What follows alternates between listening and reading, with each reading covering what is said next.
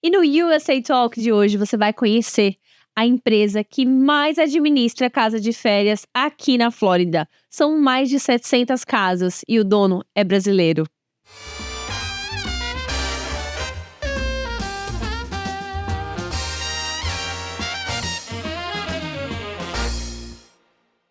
Bem-vindo, Rodrigo Tavares. Muito bem-vindo ao USA Talk. Bem-vindo, Rodrigão. Obrigado, gente. Obrigado por me receber aqui. Eu espero poder colaborar aí com informações, com histórias para poder incentivar aí o pessoal e motivar quem quer ter o próprio negócio. Vai com certeza, Rodrigo, porque o seu negócio é a fonte de sucesso para todo investidor imobiliário, né? Verdade. Se não tem uma boa administração, nada se faz com investimento. Não vale a pena. Não vale a pena, né? Isso. Há mais de 10 anos trabalhando com administração de casas de férias. Isso. Esse ano de 2025, a gente vai fazer 10 anos em dezembro. Então, a gente já trabalhava com isso como funcionário antes. E aí, em 2015, finalzinho de 2015, a gente abriu a Master. E são quantos anos nos Estados Unidos? São 24 anos. Bastante tempo, hein, fofinho? Muito tempo. Então, vamos começar. Como é que surgiu essa vontade de vir para os Estados Unidos? Bem, na verdade, eu tinha 15, 16 anos e estava fazendo vestibular no Brasil e meus pais já tinham os planos para vir para cá. Eu tenho uma tia americana e aí a minha mãe começou a puxar o documento pela minha tia. Ah, que legal. E aí a gente veio, na verdade, como turista, tentando se regularizar aqui, né? Então foi o primeiro passo aqui, foi como turista mesmo, né? Acho que muitas pessoas passam pela mesma situação. Bota o pé na América e depois tenta regularizar, né? Era o plano dos meus pais. Ah, você veio então, você foi um adolescente que veio com os pais, então, né? Isso. Só aí não surgiu de você, veio de seus pais. Foi, eu queria ficar, né? Adolescente, tinha amigos, ia fazer faculdade. Com certeza, né? Queria vir, mas ao mesmo tempo eu tinha vínculos lá no Brasil, né? Com os amigos, fazendo faculdade, vestibular, estudando, querendo, né, fazer as mesmas coisas lá. Mas hoje eu vejo que foi uma boa escolha. Ah, pô, sem dúvida. E com quantos anos você chegou aqui? 16, 17, por aí. Ah, você veio novinho ainda, menor de idade, né? E com quanto tempo você falou, não quero voltar? Acho que depois de 3 meses eu já vi que eu me adaptei fácil. Uma semana depois. Foi muito rápido. O adolescente demora a adaptar, né? Porque na época também tinha muitos brasileiros vindo na mesma situação, muitos amigos, né, do high school que eu fiz, né, bem no começo, eu tenho amizade até hoje, então os vínculos foram sendo criados e você acaba, né, vendo que você pode continuar aqui e adaptei rápido, né? E assim, você como adolescente, você adaptou rápido, mas fala um pouco da sua experiência, como é que foi se adaptar? Você já falava inglês, não falava? Como é que foi chegar na escola? Foi bem difícil, né, a aula de inglês no high school, você acaba aprendendo espanhol, porque todo mundo fala espanhol, todo mundo de Porto Rico, né, todo mundo brasileiro. E mesmo 20 e poucos anos atrás, né? Sim, tinha uma onda muito grande de brasileiros vindo em 2001, 2002. E aí, na verdade, o meu inglês foi desenvolvendo assistindo televisão. Assistindo comédia, stand-up, né, Friends, Seinfeld, Comedy Central. E aí eu via as palavras, estudava, escrevia, via tradução, tentava usar, né, em frases. E você aprendeu no dia a dia, então? Você não fez curso de inglês, por exemplo? Não fiz curso de inglês, é tudo na prática mesmo. Também nos primeiros trabalhos, né, a gente vai aprendendo a desenrolar um pouco e foi por aí. E, né, nas aulas de química, de física, do high school, foi quando eu tinha que me virar, que todo mundo era americano, o professor era americano, então me esforçava bastante para falar direito. Imagina, no Brasil, a aula de física que já é difícil em português, imagina em inglês. A sorte é que a matemática e física aqui é bem mais atrasada. Então tinha coisa que eu tava aprendendo em matemática e física e estudava na 4ª, 5ª série no Brasil, né? Então dava, né, o avanço na ciência e com atraso na língua, um compensava o outro, né? Ah, que legal. E engraçado, que era uma época que não tinha muita informação, né? Não tinha o YouTube, por exemplo. Não era fácil acesso, né? Não, bem difícil, bem difícil. Eram uns cursos online aqui ou ali, mas foi mesmo no dia a dia mesmo. E sua informação sobre a América, quando você estava no Brasil, vinha da tua família, basicamente, né? Ou você tinha alguma outra fonte de informação, se via com frequência? Já tinha passeado aqui? Não, nunca tinha passeado. Era só um sonho mesmo de visitar um dia, mas nunca morar, visitar, viajar. Eu tava, né, realmente, mesmo no Brasil, eu viajei muito pouco. Meus pais, a gente não tinha muita condição de viajar, tirar férias, nunca tinha tirado férias. Né? Então, os Estados Unidos é outra realidade. Pra mim, acho que nunca ia, na minha cabeça, nunca ia acontecer. Cara, mas quando chega aqui é outro mundo, né? Outro mundo. Até hoje eu venho do aeroporto, né, na 417, ali, o Gramado, o Laguinho. Eu sempre tenho esse impacto da organização, da limpeza dos Estados Unidos. Dá a volta. Eu sou um fã desse país. Viu? E você vai muito pro Brasil? Eu não vou, não. Faz uns 2 anos que eu não vou. E como foi voltar a primeira vez pro Brasil? Eu já tinha um green card já. E Quantos anos depois você fez sua primeira volta? acho que foi depois de uns 13, 14 anos, né? 13, 14 anos Sem ir ao Brasil. Vem pro Brasil. Nossa, você perdeu Qual foi o totalmente impacto? Totalmente, não. Você chega e você cai em outra realidade, né? Segura o bolso, fica de olho, né? Não. É mais perigoso, né? Você não pode ficar andando, né, com tanta liberdade.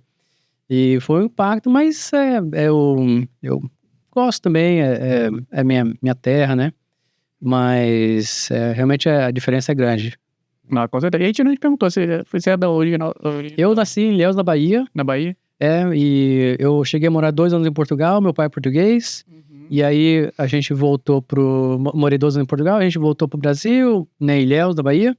E aí foi quando, né, a adolescência minha, a gente já tava com os planos já de vir pra cá. Legal, legal. E então, vamos lá ao tema principal. Vamos lá. E como foi os seus primeiros trabalhos aqui? Então, meu primeiro trabalho foi de dishwasher. Eu lavava pratos numa sorveteria e era uma sorveteria que fazia sanduíches também. Então, aí eu comecei a fazer sanduíches. Uma lanchonete. Uma lanchonete, aí atendia o público, né? Foi aí que eu comecei a desenrolar no inglês também, porque é muito repetitivo, né? Você aprende os tamanhos, os nomes dos talheres, dos copos, Pratos. cenas, pratos. E o gerente era americano, então você tem que se esforçar. Então foi isso, era lavava prato, fiz construção também, entreguei pizza, que mais? Limpei casa também, limpei o quarto de hotel com minha mãe, então já fiz de tudo, né? É um imigrante raiz, né? Aquele que já passou por todas as áreas aqui.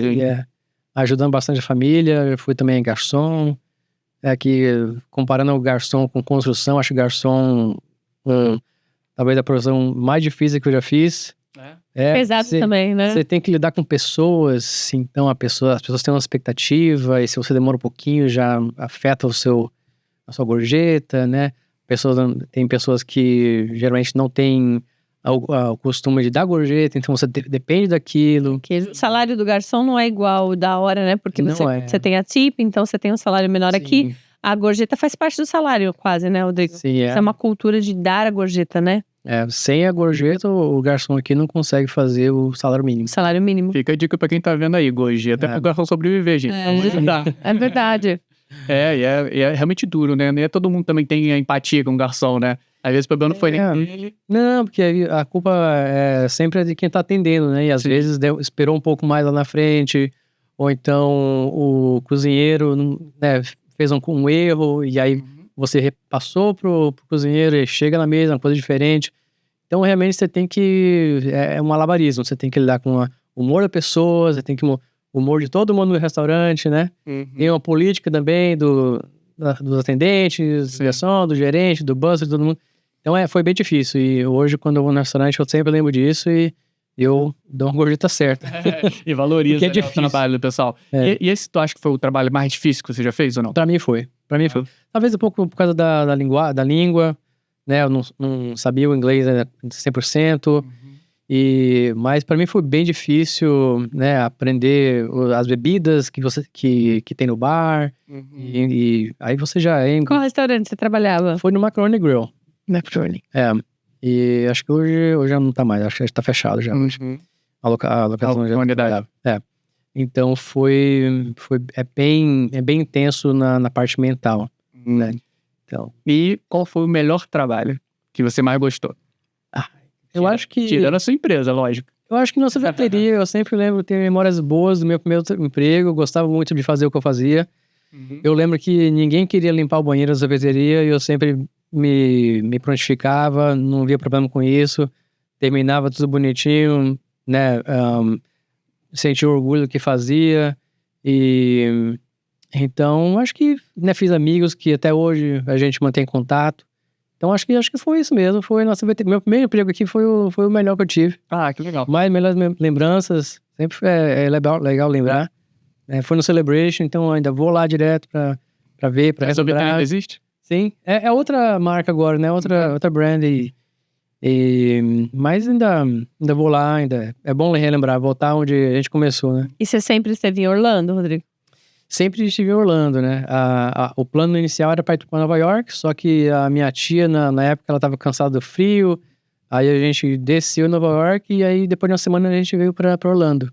Ah, você nem curtiu Nova York, era só desceu lá. Não, foi muito rápido, né? Cheguei a curtir depois, com viagem, mas Nova York foi bem rápido o começo, né? Deixa eu te fazer uma pergunta que muita gente tem essa curiosidade. Acho que eu posso perguntar isso hoje em dia, né? Você demorou quanto tempo para se legalizar?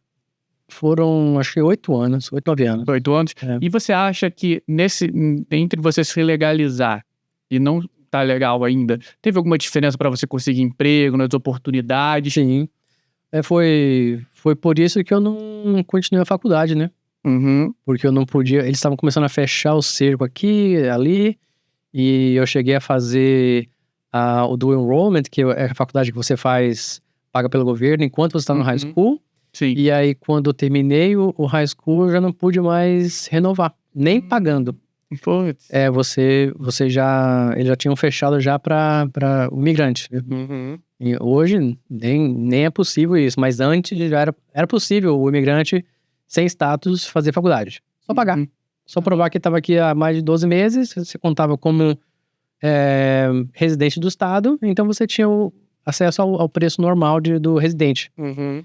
E aí em 2005, 2006, acho que foi como começaram a fechar mais essa porta aí para os imigrantes. E então foi isso, né, a parte da legalização aí foi determinante. Foi determinante. Mas determinante na parte de estudo ou na parte de trabalho?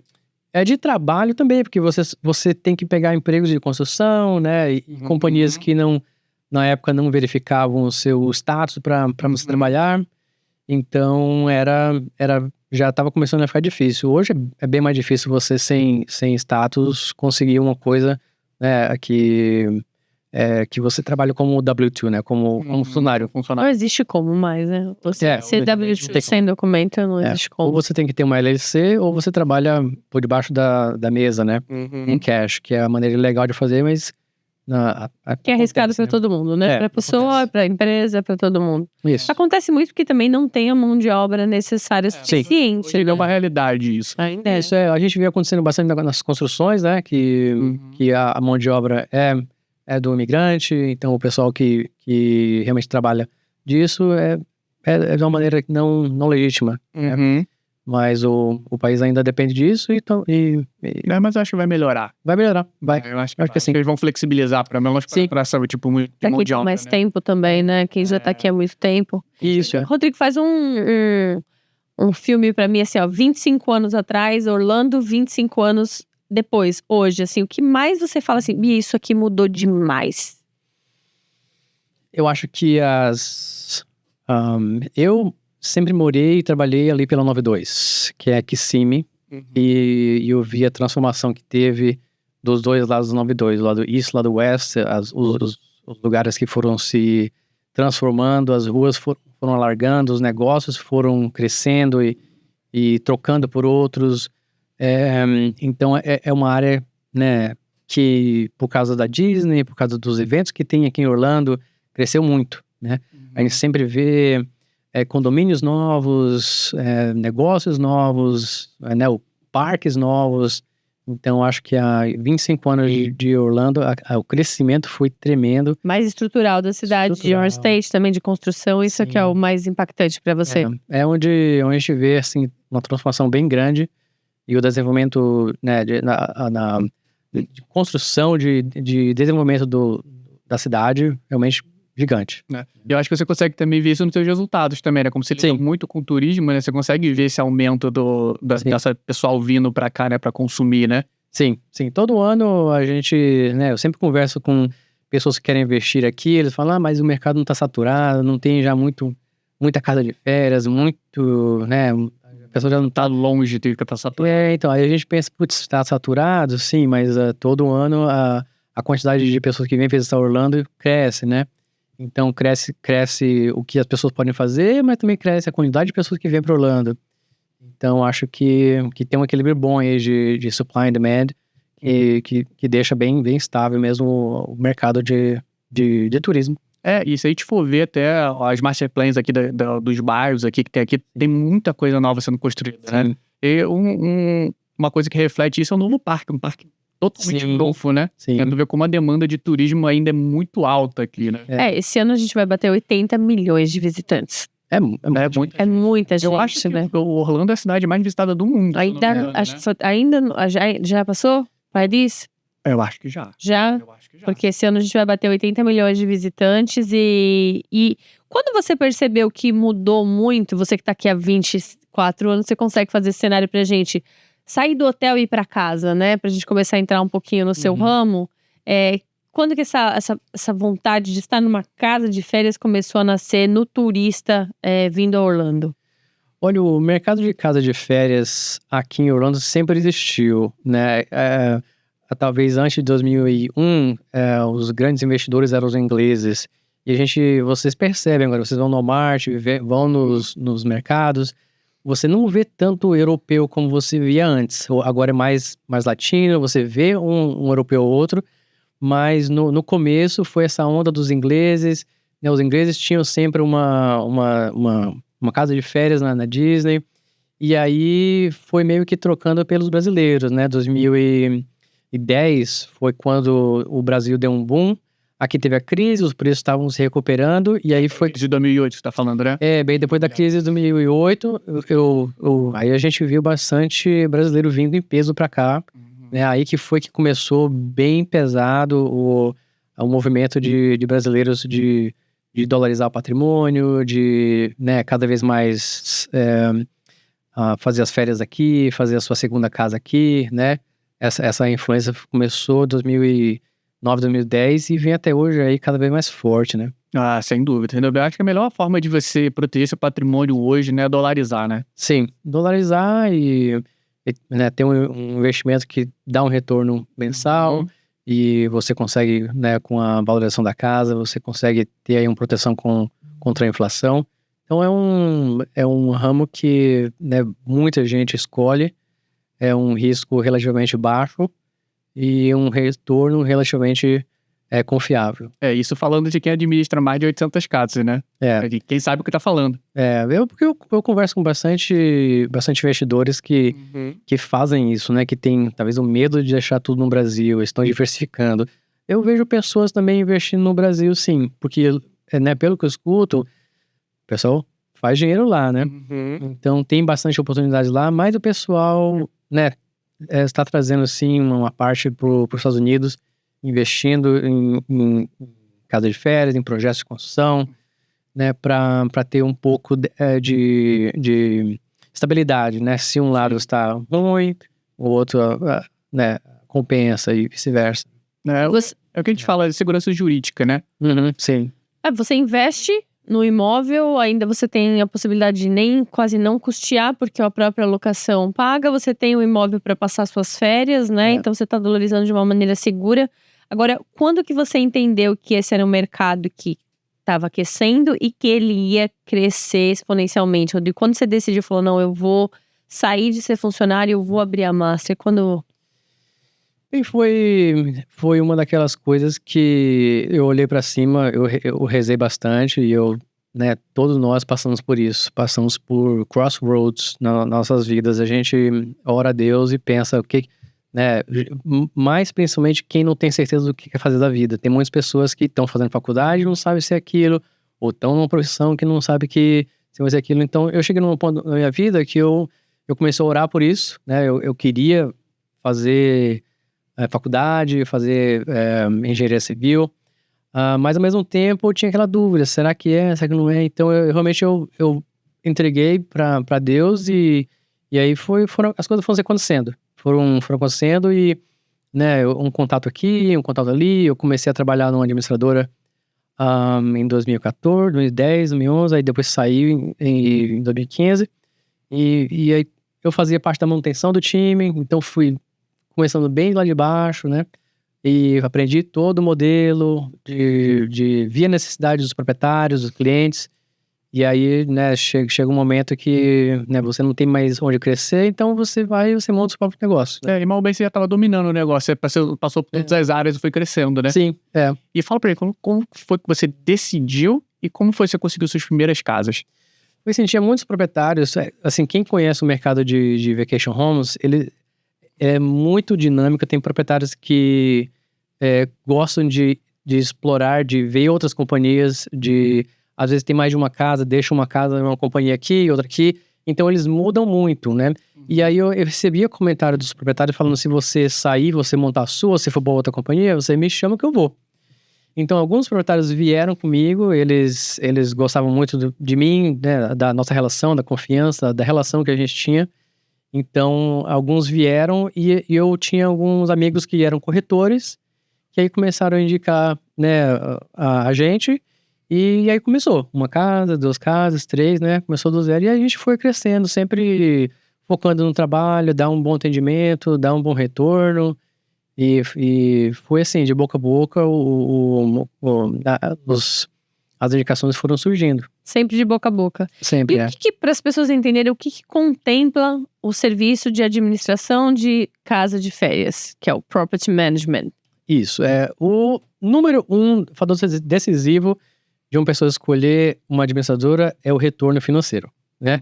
A pessoa pode adorar o Rodrigo, pode gostar muito de mim, mas o Rodrigo não tá fazendo dinheiro, eu vou para outra. Então a gente, desde o começo, sempre focou muito nisso. Então a gente foca bastante nos aluguéis. A gente tem que fazer o investimento valer pro proprietário, né? Para ele continuar com aquele imóvel e para ele poder crescer. Tem pessoas que... Rentabilizar, né? Rentabilizar, né? Se funciona, se dá bem, aí ele vem, compra a segunda, terceira. Então é só você focar nessas coisas. No primeiro é o retorno financeiro. Então tem que ter certeza que a casa está alugando, né? Tá bem precificada, tanto na alta quanto no baixa temporada, tem uma boa ocupação. Segunda, manutenção, né? A casa tem que estar bem mantida. Quando o proprietário vem visitar, a gente realmente dá um foco legal. E também atendimento ao proprietário, ao cliente, né? A casa tem que estar 100%. Quando o hóspede reclama, a gente tem que estar rápido lá para tentar resolver os problemas. Então é bem dinâmico, é um time bem organizado e não é fácil. Então a pessoa não se preocupa com nada, ela entrega o imóvel para vocês. E aí porque hoje em dia com o Airbnb é mais fácil as pessoas entenderem um pouquinho mais da administração de casa de férias, né? Sim. Mas tudo tem que estar funcionando para o hóspede, né? Então vocês fazem a captação do cliente na Master, no caso da Master. Sim. Vocês fazem a captação desse cliente que vai alugar o imóvel. E aí tudo, travesseiro, lençol, talher, tudo da manutenção é com vocês. Isso. O proprietário, na verdade, não tem que se preocupar com nada. Ele entrega a casa pra gente e a gente toma conta de todo o processo daí pra frente, né? As contas das casas ficam em automático, débito automático. O proprietário, uma vez por ano, tem que fazer o imposto de renda, né?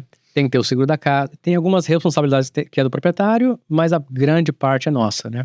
A gente realmente não quer dar dor de cabeça pro proprietário. Às vezes eles estão longe, fuso horário diferente. Então a gente resolve tudo pro proprietário, tudo que tá no nosso alcance e um pouco mais para não ter essa dor de cabeça. Né, a pessoa tá pagando por isso, então não quer ser consultada com todas as coisinhas, né? Então a gente resolve tudo que aparece. Ele quer deixar o negócio lá girando, né? Isso, Isso é legal da gente falar, fofinho. Qual que são as obrigações, né, do proprietário? Isso é uma coisa que estão batendo assim de frente. Qual que é a obrigação da Master, no caso, porque nem todas as administradoras são iguais. Mas quais são as responsabilidades que vocês assumem e quais são as responsabilidades que o proprietário precisa assumir? Ter dinheiro na conta quando as contas caem. Não, a gente deposita todo mês, então isso não é um problema, né? Então, abrir conta no banco, abrir LLC, ter contato com um contador para fazer o imposto de renda no final do ano, né? Ter o seguro da casa em dia, todo ano é renovado, então esse é direto com o proprietário. O condomínio do proprietário, a gente sempre ajuda também no pagamento do imposto de property tax. Sales tax e property tax, né? O sales tax, o tourist tax já é Tourist parte tax. nossa, né? A gente já repassa todas as taxas pro condado, pro estado. Você já fica na umbrella de vocês. Isso é uma das coisas que todo mundo tem que cuidar muito quando escolhe uma administradora, né? Sim. Da cadeia. Sim, da cadeia você fica com uma dívida enorme. Pra sempre? Sim, a gente tem algumas casas que estão vindo pra gente agora, que estão com a casa com histórico sem ser reportado de aluguéis pro condado. E assim, mesmo se sua casa geraria uma conta de taxa que seja de $3.000, o estimado do condado que vem uma conta pro proprietário é $60 mil, $70 mil. Eles calculam uma coisa assim, meio estranha. Então, você vê aquele negócio, nossa, eu tenho que pagar tudo isso. Então, a gente tem algumas casas que a gente está ajudando, que ficaram administradoras que não reportavam as taxas, né? E é comum, acontece, né? Às vezes, não é nem por má fé, é só que... Falta de informação. Mas é um tipo de falta de informação que leva... E não tem como repassar essa obrigação. O proprietário fica com essa dívida, né? É uma coisa que é dele, né? Dele. Isso, é uma responsabilidade da administradora que quando você vai ver, volta pro proprietário.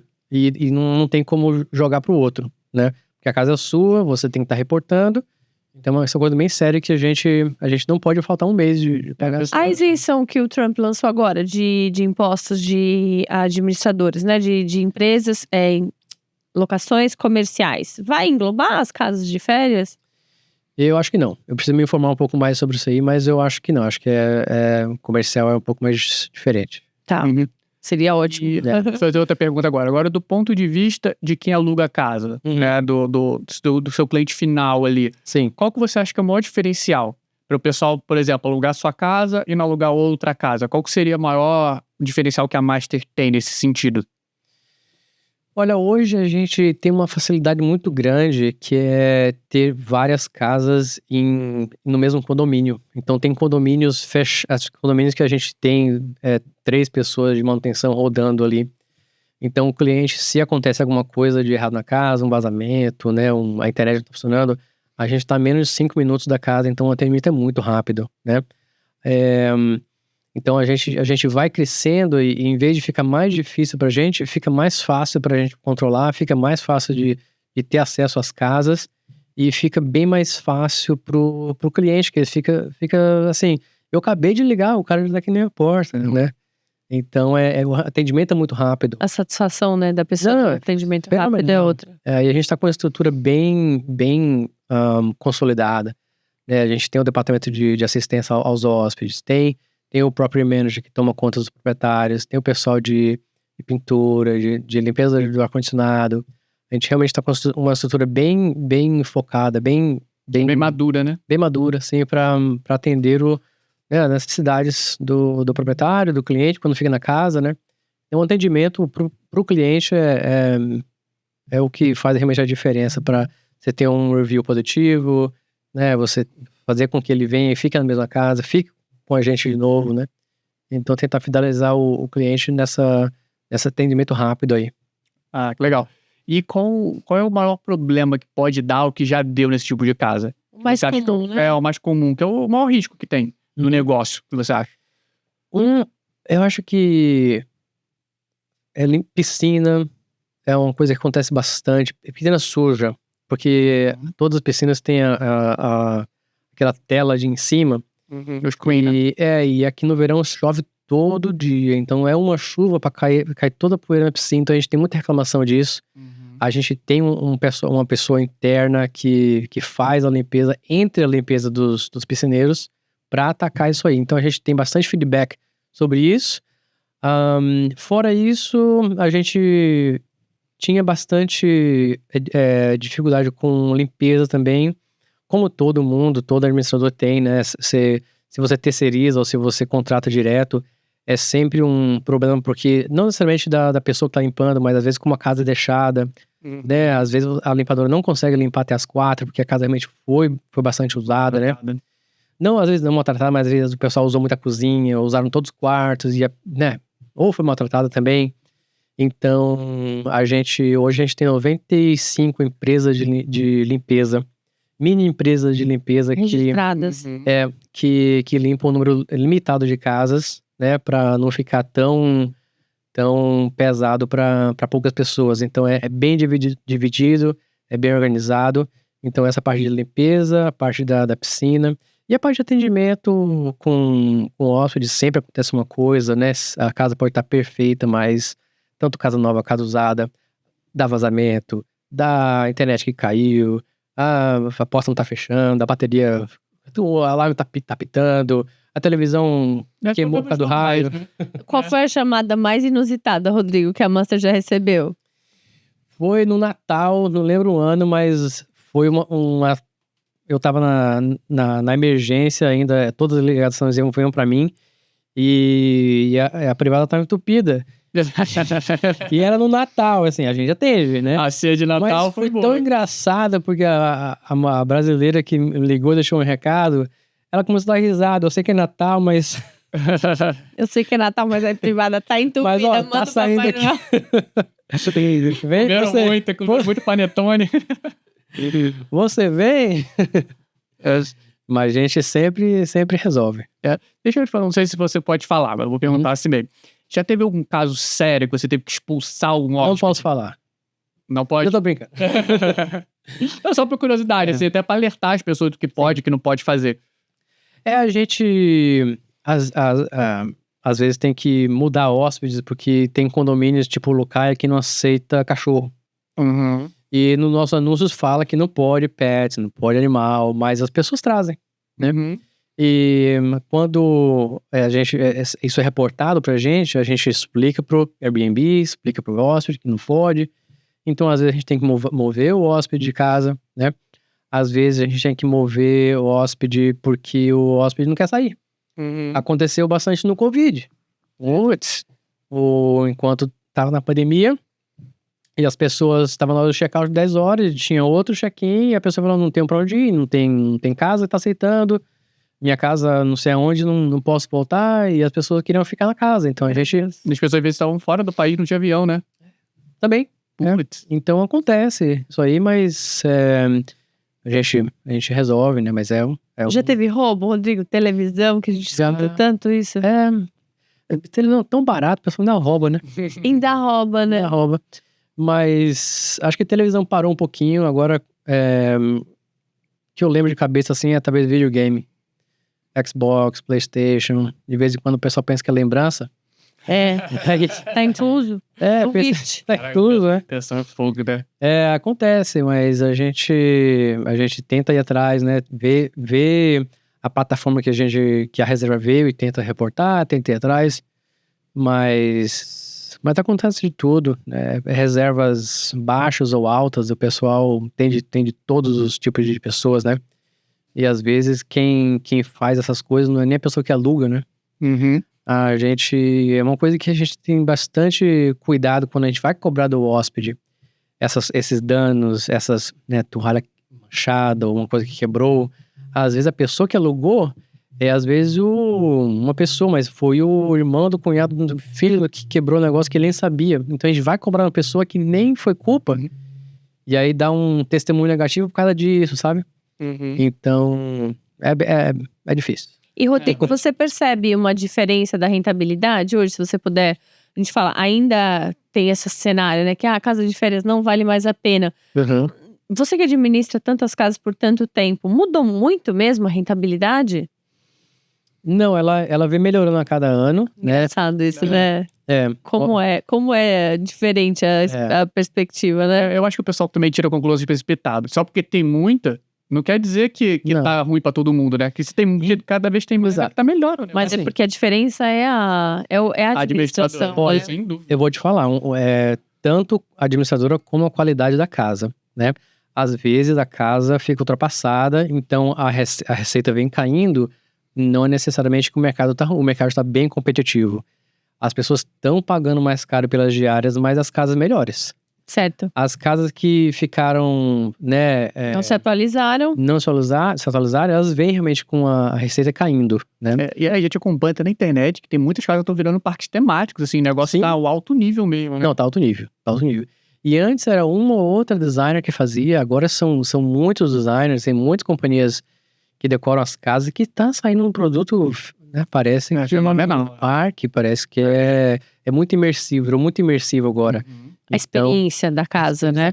Então, isso aí fala muito alto, né? Essas casas vão se sobressair, e as outras que eram muito boas no passado precisam ser atualizadas, né? Então, mas eu vejo a comparativos dos últimos anos, a receita das casas vem aumentando, né? As melhores estão fazendo bem mais que as melhores de antes faziam, mas o mercado está bem competitivo, então as casas precisam estar bem atualizadas, bem decoradas. As casas não são mais acomodações, elas são experiências. Então não basta mais ter cama, salão de jogos, piscina. Tem que ser a melhor, mais confortável cama, o quarto temático mais legal do condomínio, a piscina com a churrasqueira, com a decoração. Realmente precisa investir bastante na decoração, fala bem mais alto aí do que antes falava. A sua localização, né? E assim, uma curiosidade minha, como tá o mercado ficando muito mais alto nível, as casas estão virando parques temáticos, né? Obviamente, o investimento aumenta muito da casa. Sim. E como é que o mercado está se equalizando no sentido assim, o quão mais caro tá ficando a sua hospedagem pro cara e qual o retorno, né? Que no caso, o proprietário da casa tá tendo. Porque, pô, tem casas aí que você gasta 200, 300 mil dólares para decorar, né? Ou até mais, viria até mais. Sim. Aí você tem que embutir isso no teu preço de aluguel. Sim. O mercado tá conseguindo responder a isso? Sim, o público paga pela casa mais atualizada. Talvez o retorno do proprietário vai ser um pouco inferior no momento, porque ele vai ter que colocar bastante na decoração. Mas ao longo dos anos, né, o que hoje ele vai investir 200, 300 mil, né, daqui a 2, 3 anos, a pessoa que vai comprar a casa, né, daqui a 3 anos vai ter que investir 400, 500. Então, o retorno, o investimento dele talvez seja alto agora, né, mas ao longo dos anos, com aumento das diárias, aumento da performance da casa, ele vai ter o retorno, mas realmente ficou um pouco mais puxado, né, porque os preços das casas subiram, né, uma casa que antes era 500 mil, hoje tá 900, 1 milhão, né, tudo dobrou de preço depois do Covid. Aumentou bastante. Decoração também, né, então o retorno tá bem justo agora, né, mas aquele negócio, se você espera para investir depois, vai ficar mais caro, então tem que realmente não ficar esperando que o preço vai baixar, né, porque eu acho que a tendência é subir. E, Rodrigo, quanto que é importante, eu vi você falando, né, de ter seguro, de ser uma empresa. Vocês hoje administram casas de pessoas físicas? De pessoas físicas que não têm uma empresa como dono da... Sim, tem muitas pessoas que têm a casa no nome delas, né, muitos bancos não financiam para LLCs, então você tem que ter a casa no seu nome. Mas é um movimento também que mudou, os bancos estão aceitando já agora muito, na maioria, né, agora. O financiamento no seu nome, mas a casa na LLC. Jurídica. E os riscos de quem não tem uma LLC administrando o imóvel, não consegue ter um seguro? Eles conseguem ter um seguro, sim, né? O risco é que se acontecer alguma coisa que haja um processo e o valor seja acima da policy, eles vão atrás da pessoa. Né? Se a casa estiver numa LLC, ela fica limitada só àquela casa, né? Então a pessoa tem um risco maior com a propriedade no nome dela, sim. O investidor o ideal é sempre fazer pela empresa, né? Sempre, Muito mais seguro, né? Muito mais seguro, E qual é a população qual é o país que mais você percebe que tem alugado casas com vocês? É americano mesmo, o mercado americano é muito forte, né? O americano viaja muito mais do que o brasileiro, por exemplo. O brasileiro, né, em geral, né? Falando em geral, o brasileiro tira férias uma vez por ano, né? O americano tira férias cada final de semana ou outro. Um final de semana vai pra praia, mas um pega uma sexta-feira aqui e vai para as montanhas do Tennessee, ou então vai ver Nova York, pega a sexta de noite e volta domingo. É muito mais Movimenta muito, né? movimento muito. O turismo interno é muito mais complicado também, né? Como é que é? O turismo interno também é muito mais complicado. De você Sim. sair de um país, ter as questões de Exato. migração e tudo mais, né? Então, as reservas dos americanos são muitas e são muito pequenininhas. Os brasileiros já são reservas de semana, 2 semanas, né? Então, essa é a diferença. Então, o público americano, ele viaja muito. Então, 95% das reservas são americanos. E a Master se diferencia disso dentre as administradoras? Porque tem muita gente que canaliza num perfil específico e aí, Sim. às vezes, tem problema, né? A gente foca onde tá vindo mais clientes, né? Então, o Airbnb como domina, a gente foca bastante no Airbnb, né? Então, a gente dá uma assistência, né, fenomenal pro público, a gente ter aquele testemunho positivo, mas a gente também tem as casas em outras plataformas, Booking.com, a gente tem agências no Brasil que também trabalham com a gente, na Inglaterra, e então a gente tá no mundo todo, né? Mas o que fala mais quem traz mais reservas para nós e para outras companhias também é o Airbnb. O Airbnb é rei mesmo. Não, e essa diferença também tem uma boa administradora, porque hoje o mercado tá tão maduro, principalmente no Airbnb, a disputa tá tão grande, tem que saber precificar, saber descrever, saber até uma foto diferenciada faz diferença na hora do aluguel, né?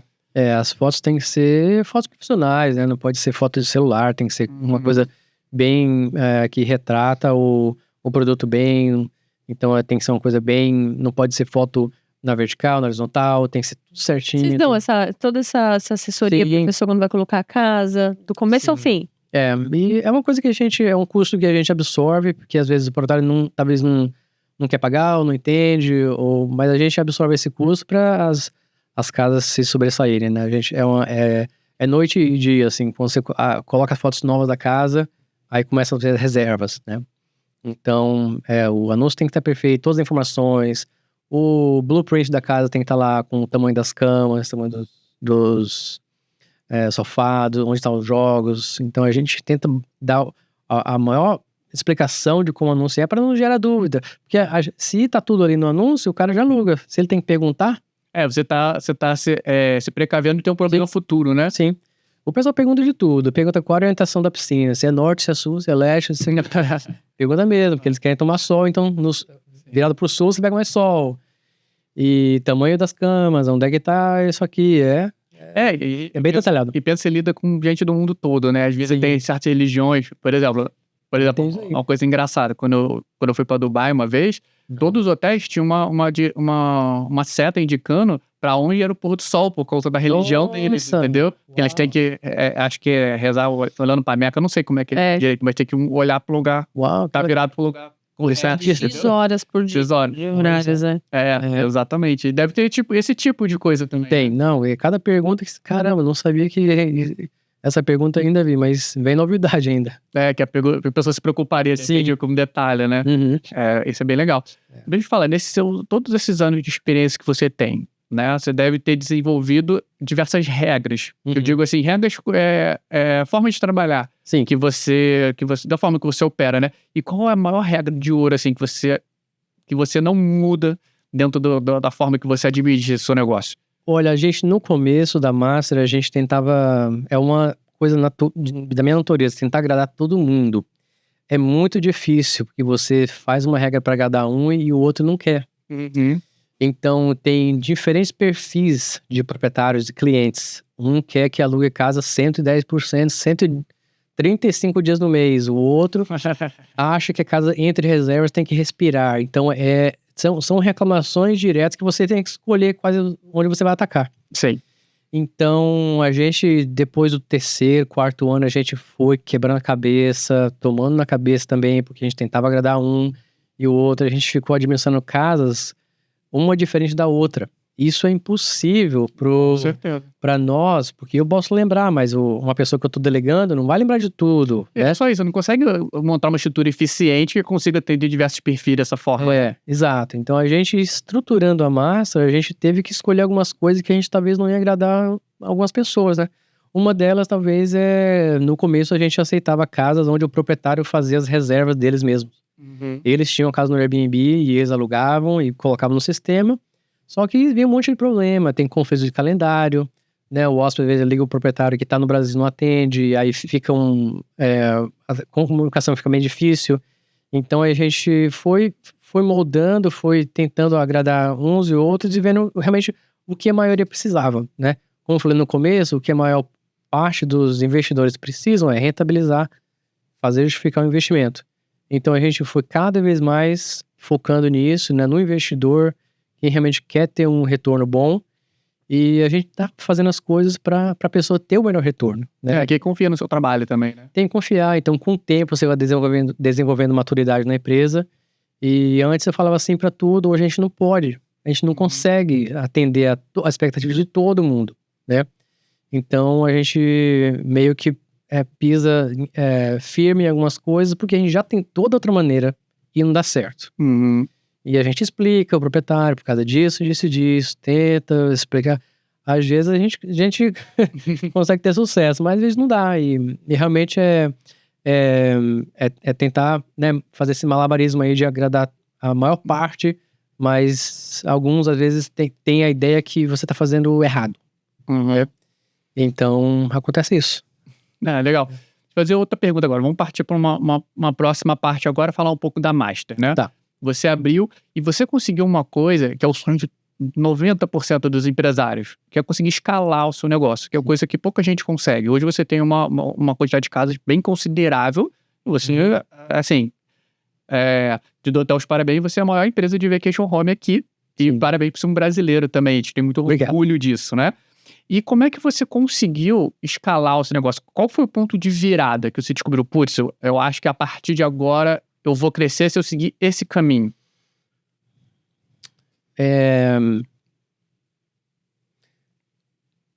Orando bastante, né? É importante, porque às vezes você fica em momentos difíceis, aí você escuta conselhos de pessoas que falam que você tem que delegar coisas, você tem que passar responsabilidades, tem que estruturar. E aí outras pessoas que falam, não, você não pode ficar muito grande, senão você perde a qualidade, você não consegue mais atender, você tá passando por os outros não vão fazer igual. Então é uma combinação de oração, de sorte, de ter pessoas do seu lado que são fundamentais. Não dá pra fazer nada sozinho, você tem que delegar para pessoas que vão fazer erros, que vão te... como fala... né, talvez trair a sua confiança. Tem muitas pessoas que já foram traídas na confiança e não conseguem passar mais o bastão para que outra pessoa faça o erro. Então você não pode ser muito preso. Então, você precisa delegar, as pessoas vão fazer erros, você vai delegar para a pessoa errada, você vai tomar na cabeça. É a vida de empreendedor, né? Se você não faz isso, você não dá oportunidade para pessoas novas.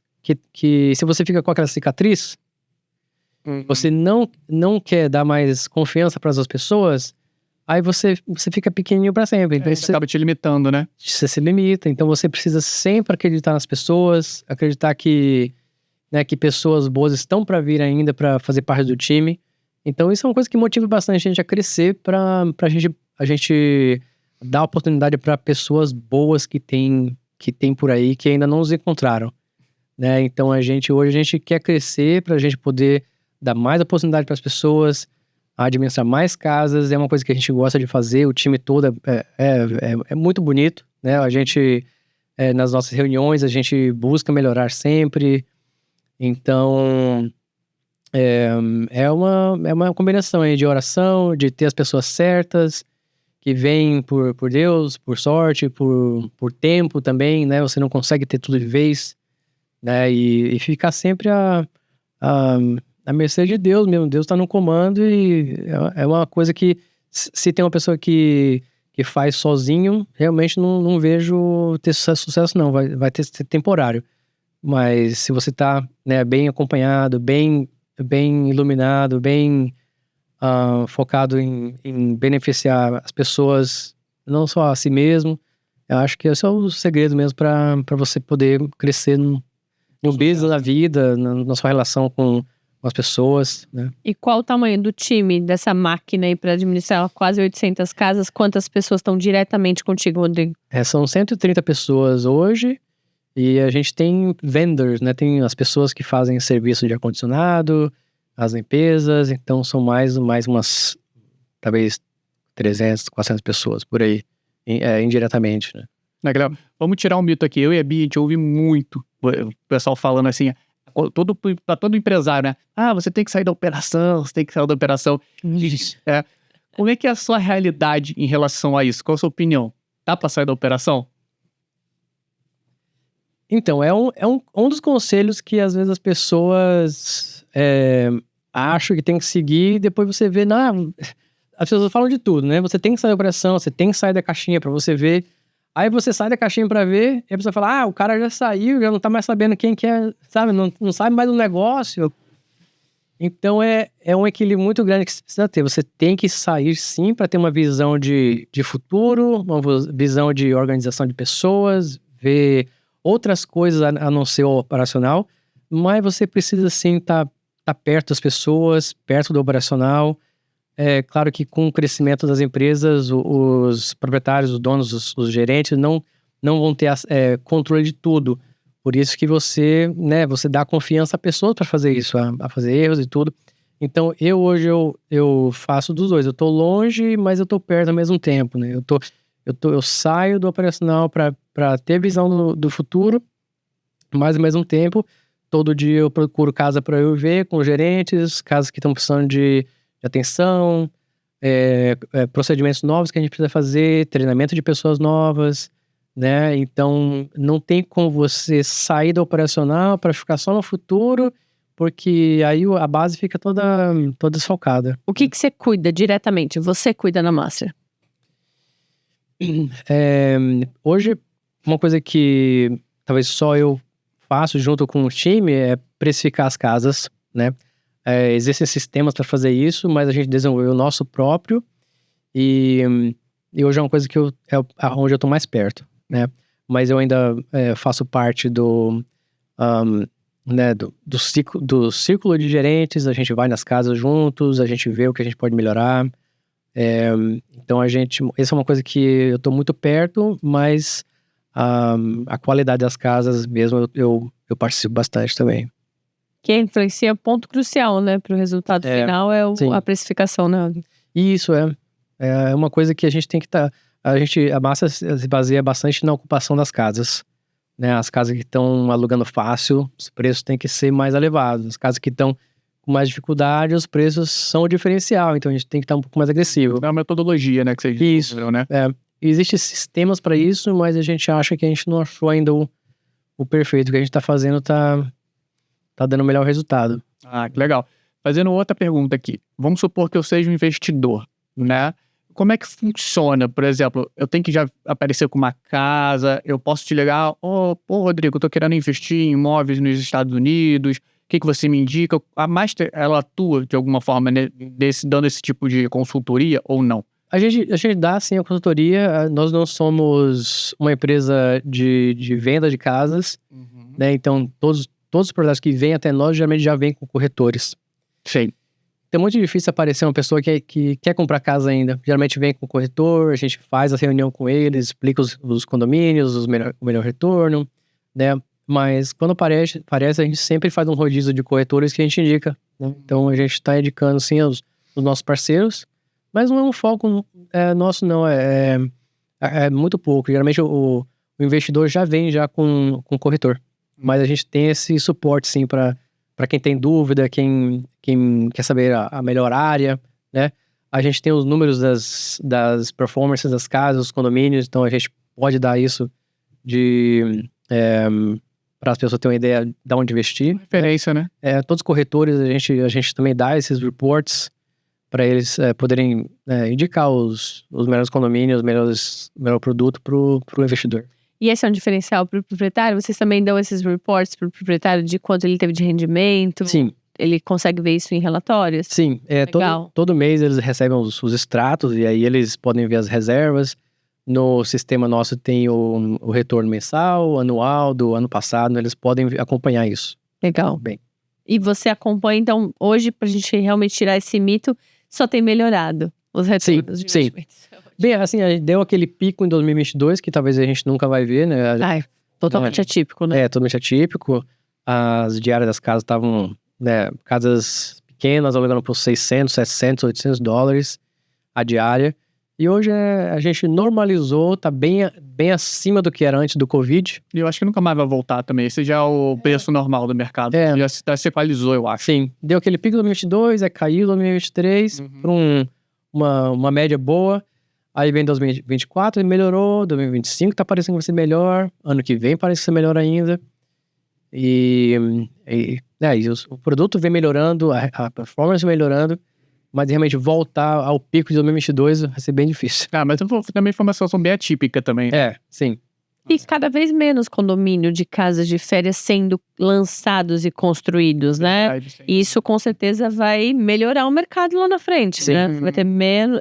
A Lennar parou há um ano e pouco já parou de investir em mercados de vacation homes, né? Tá investindo mais em casas, né? Para moradia mesmo, né? Para residência. Então, quanto menor a oferta, melhor, né? Isso é verdade. Eu vejo talvez um pouco de desequilíbrio agora nas casas, as revendas agora, tem bastante casa no mercado, então os preços têm caído né, em condomínios já estabelecidos, mas eu acho que com isso acontecendo, não vai ter mais condomínios, tantos condomínios novos aparecendo como antes. Antes eram 8, 10 condomínios novos, né? Era absurdo. E vendia tudo, né? Hoje né? Hoje são 3, talvez, que estão vendendo. E aí, acabando esses lançamentos, aí os condomínios vão ficar cada vez mais longe, né? Então vai ser para Davenport, vai ser depois do Solterra, vai ser por uns produtos bons, mas um pouco mais afastados, né? Então... Mas isso acaba sendo bom também, né? Porque o mercado, ele se regula. Sim, né? De certa forma, né? Você para de ter uma concorrência, de certa forma, desleal ali, muito pico, todo mundo muito junto, né? E também o fator juros, né? Os juros altos ainda não viabilizam o investimento. Pelo preço da casa, pelos juros, o retorno da casa no financiamento com juros de 7%, você vai estar trabalhando para o banco, né? Então você às vezes vai ter que pagar para ter a casa, em vez de deixar a casa trabalhar para pagar o financiamento. É verdade, mas aí já tá para mudar isso, galera. Setembro vai ter um, né? Já estamos com uma previsão de carne de juros aí. Se Deus quiser, vai dar uma caída, né? Eu acho que sim. Ó, já estamos com 56 minutos de programa. Maravilha. Então vamos entrar já na reta final. Vou deixar a Bia fazer as considerações aí finais. Rodrigo, queria que você dissesse assim, para as pessoas que estão pensando em empreender nos Estados Unidos ou investir nos Estados Unidos, a sua perspectiva para os próximos anos e o quanto isso realmente mudou sua vida. Bem, a minha perspectiva é muito positiva, né? A gente vê o crescimento que Orlando já teve e parece que não para de crescer aqui. Eu realmente... Um conselho que eu daria é talvez fazer uma coisa que você tem experiência, que você gosta, né? Não dá para, às vezes, trazer ideias do Brasil para aqui necessariamente, né? As pessoas dizem, eu quero montar um estacionamento. Não tem essa economia aqui de estacionamento, né? Que tem no Brasil. Então aqui na Flórida, né? Tem que ser uma coisa que funcione para o mercado. A gente vê bastante mercado brasileiro aparecendo por aí, restaurantes brasileiros. E estão com sucesso, né? Abriu agora o Fogo de Chão ali na nova localização, sensacional, né? O estabelecimento. Então tem segmentos que vão continuar crescendo e tem que estudar o mercado, tem que ser uma coisa que você gosta de fazer, que você vai trabalhar pra caramba, né? E então a perspectiva é assim, para quem quer trabalhar, para quem estuda o mercado, vê uma necessidade da área local. Isso é necessário para ter sucesso na empreitada, né? Do que você usa de serviços, até uma boa deixa, assim, do que você precisa. Tem alguma carência que você vê no mercado? Fala assim, nossa, Bia, tenho muita dificuldade sempre de achar um profissional nessa área que seria uma carência do mercado. Hoje eu não vejo, né? Eu vejo bastante gente buscando emprego. A gente tem bastante gente buscando limpeza de casa, limpeza de piscina, até para trabalhar no escritório. A gente realmente não tem carência de mão de obra hoje. Tá bem completo, né? E a procura tá alta. Então, realmente não vejo uma carência mesmo. No teu mercado tá repleto já. Tá repleto, tá bem suprido. Legal. fazer a última pergunta pra gente terminar aqui. E qual o conselho que você dá pra pessoa não fazer de jeito nenhum quando ela estiver vindo, querendo empreender aqui? Rapaz, pra não fazer de jeito nenhum. Você acha que seria o maior erro, assim, da vida da pessoa? Não sair da vida da zona de conforto, mas não apostar todas as suas economias, né? É bom todo mundo quer empreender, né? Mas todo mundo também precisa de paz de espírito. Então, se você consegue ter essa ambição, mas ao mesmo tempo pé no chão, né? Para você, se isso não der certo, você consegue ainda sobreviver, né?